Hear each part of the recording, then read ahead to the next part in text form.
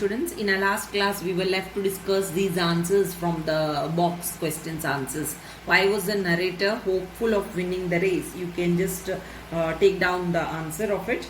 The narrator had won the 800 meters race a couple of times in Calcutta, full stop. Though Suvira was a champion, the narrator had never raced with her and thought that she might be better than Suvira. So this is the answer to that question.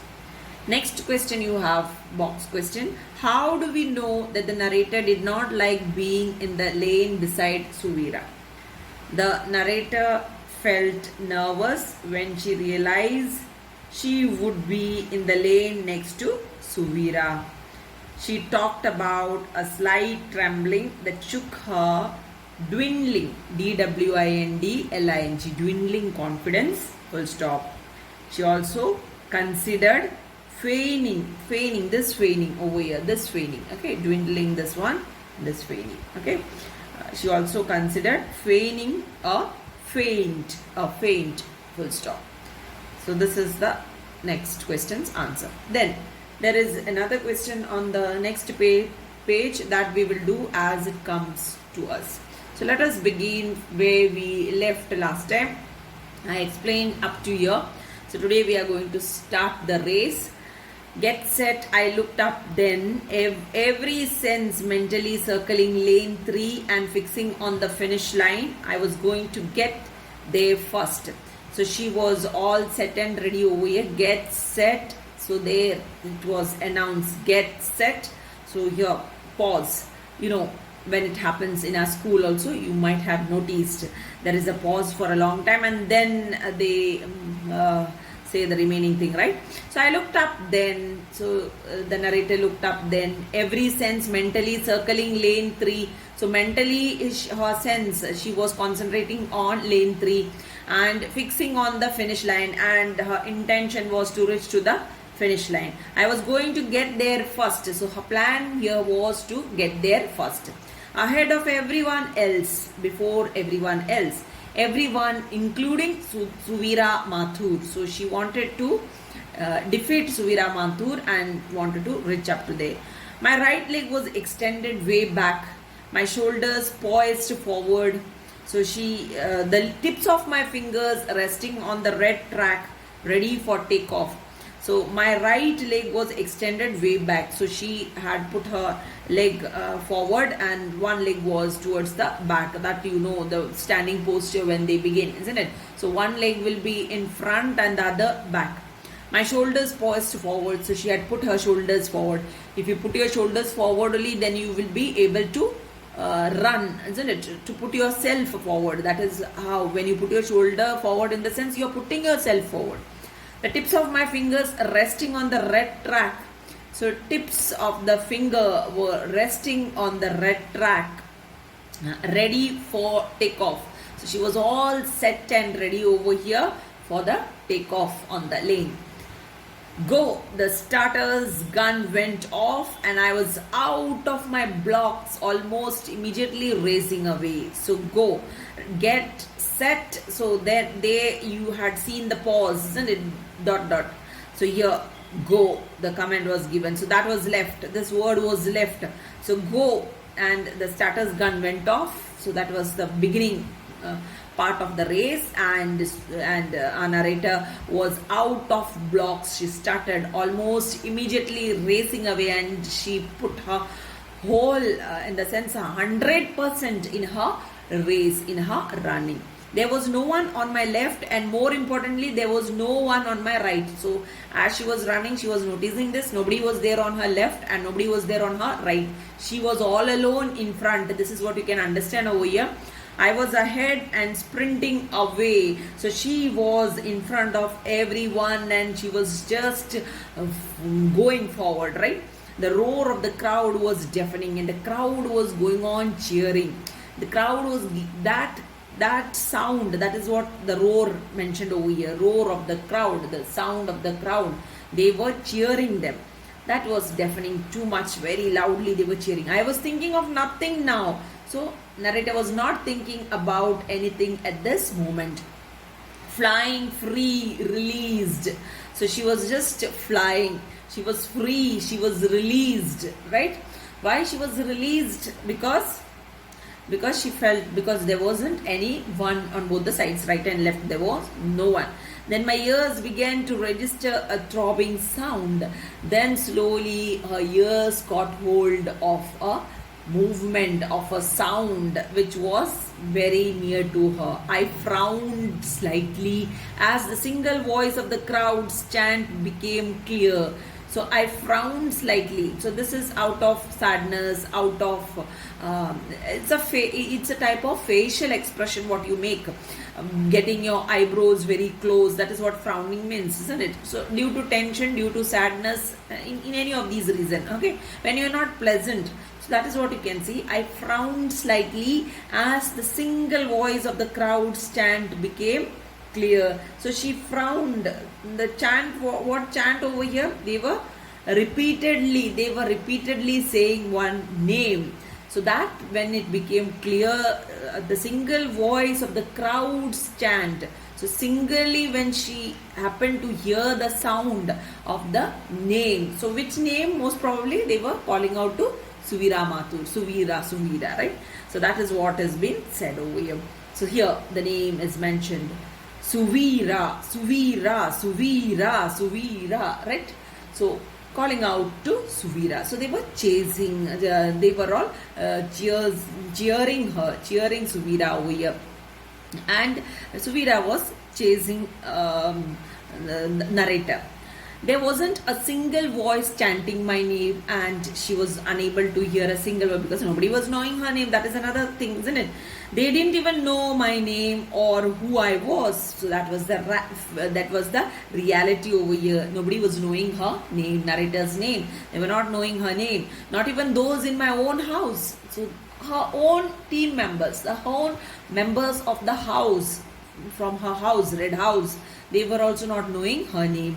To me, it seemed as if the whole school, the whole of Delhi, the whole of India, the whole world was chanting that one name. So now what the narrator was feeling? The entire world, the whole of universe is just chanting one name. Which name? Suvira. So this is what the narrator felt. The chant was rising to a crescendo. So what do you understand by crescendo? Crescendo means a gradual increase in loudness. So the chant repeatedly, the name which was repeated over here was increasing. The sound, the voice of that name, repeated name, was going on, was becoming higher and higher. And I knew why, and the narrator was knowing why, because she was chasing her. She was just, it's not a chase as such, but she was with her actually. She was running along with Suvira by now. That is why they were all cheering Suvira, because they wanted to go ahead of the narrator. I could hear the drumbeat of her feet as they pounded down lane 4 in hot pursuit. So narrator could hear the drumbeat, the movement of the feet of Suvira, and they were pounding down lane 4. So she could hear the sound, the beat of the leg as she was running.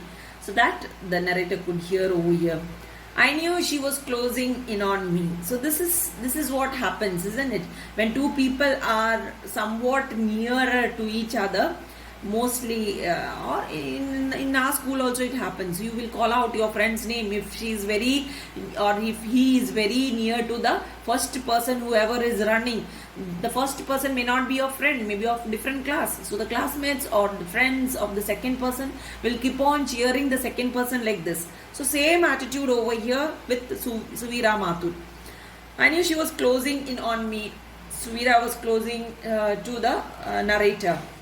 I knew that I had got away too early at the start, and narrator had started early, very early, in the sense she was fast at the starting point. I hadn't paced myself correctly. So she didn't pace herself correctly, narrator.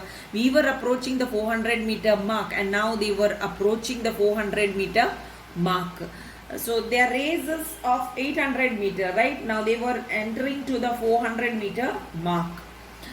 Then another half half mark was left out, right? So they had to cover it. In the initial stage, what normally these runners do, they take their pace, very slow pace they take in the initial stage, isn't it? And later on they take over.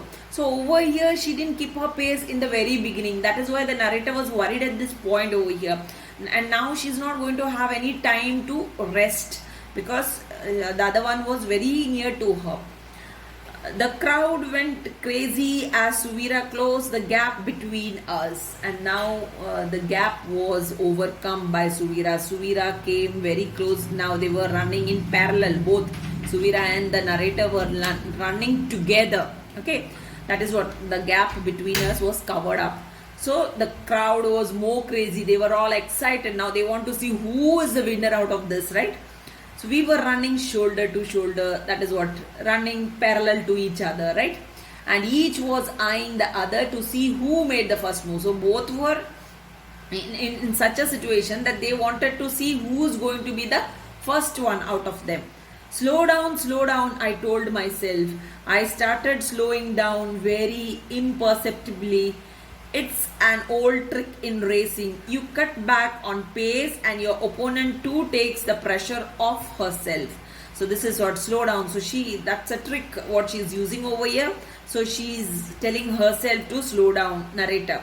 I told myself. I started slowing down and she slowed down.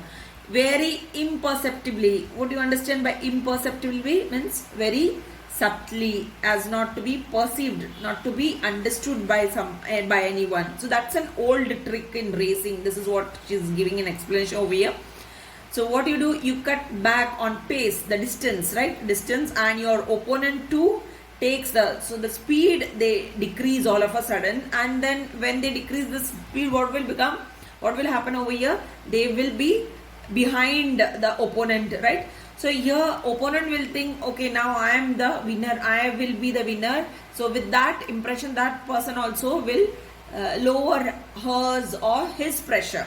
So like that over here, this trick she was trying to play with Suvira. But you know, Suvira was also an intelligent, a talented athlete over here. So nobody could play this trick with her and fool her. So that is what you can see in this particular lesson. She did, it worked a bit, but with a wildly enthusiastic crowd egging her on, and just 300 meters to go, she began pulling away.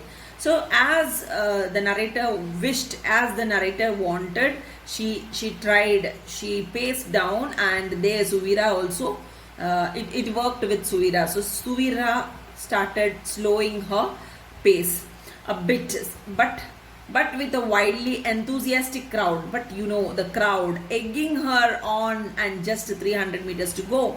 So the crowd was encouraging Suvira at this point again and again. So with that encouragement, when it was at about 300 meters to reach, she began pulling away, right?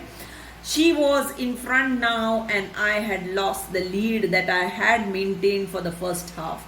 So now she made it up. She reached ahead in front of the narrator, and whatever the narrator tried, her trick left behind.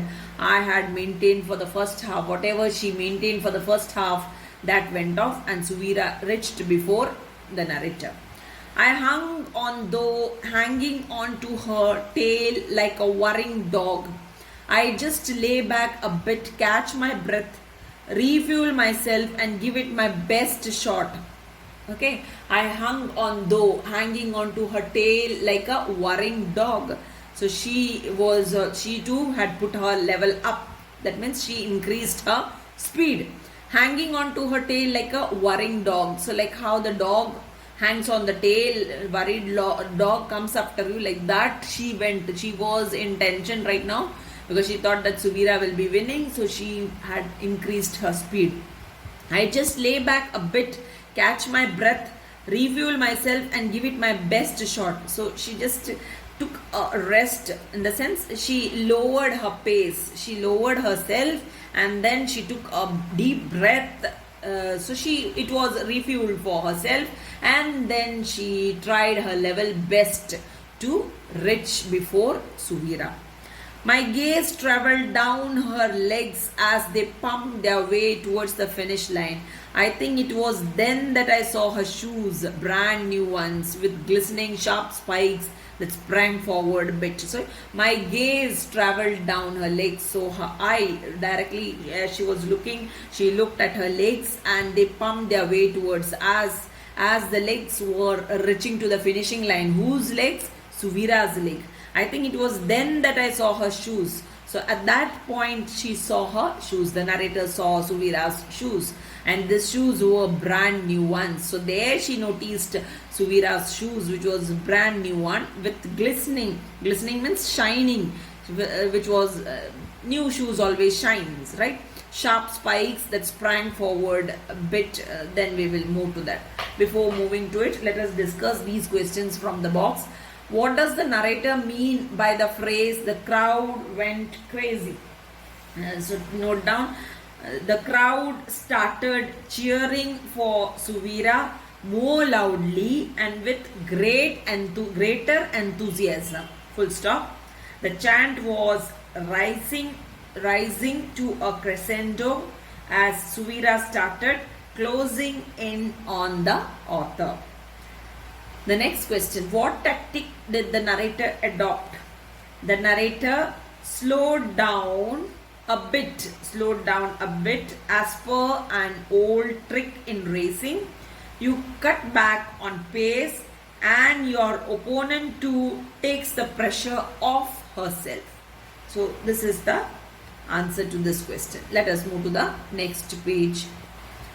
Bit into the track and then sprang forward again like a wild, untamable animal.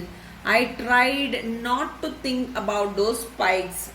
So into the track, so she a bit into the track and then sprang forward. So she looked into the track, then all this while she diverted her attention to her shoes, Suvira's shoes. So from there she just brought herself back to concentration, right? Then sprang forward again like a wild, and she started putting her level best over here like a wild, untamable means which is not under control animal, a wild animal which is not in control. In that manner she started running ahead. I tried not to think about those spikes, and at that point she made her mind that she's not going to think about the spikes. If she thinks about the spikes, she won't be getting the concentration of winning the race. She will be diverted from that of winning the race. I concentrated instead on my own. So she concentrated on her running, on my own in the sense.